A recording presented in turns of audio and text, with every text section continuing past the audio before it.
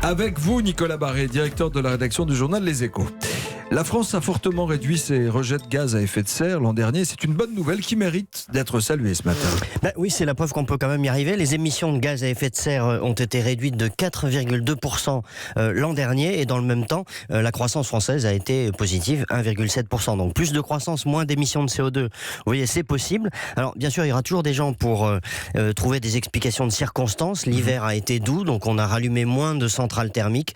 Le nucléaire a suffi. Et le nucléaire, évidemment, c'est zéro émission de CO2. Alors il y a eu moins de rejets de CO2 du fait des transports aussi ? Oui aussi, parce que l'évolution du parc automobile joue, les progrès accomplis par les constructeurs également. On peut citer aussi une autre moins bonne raison qui est liée à la désindustrialisation. Moins d'usines, évidemment, c'est moins de CO2.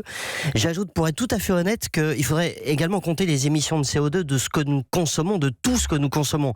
Quand on achète par exemple un produit made in China, il est consommé en France, il a émis du CO2 en Chine, mais quelque part, c'est nous qui sommes responsables de l'empreinte carbone de ce produit. Reste quand même que la France réussit une belle performance en baissant ses émissions de CO2. Oui, et alors là, il est utile de rappeler quand même les ordres de grandeur, parce qu'ils sont vraiment impressionnants. La France émettait 550 millions de tonnes de CO2 dans l'atmosphère en 1990. Aujourd'hui, on en émet 450 millions, donc 100 millions de tonnes de moins, et ce, alors que notre économie, par rapport à 1990, a grossi de 50%. Donc, c'est quand même un démenti cinglant à tous les prophètes d'Apocalypse qui prétendent que la seule manière de réduire les émissions de CO2, c'est la décroissance. C'est faux, on en a la preuve par ces chiffres. On peut augmenter l'activité économique et polluer moins.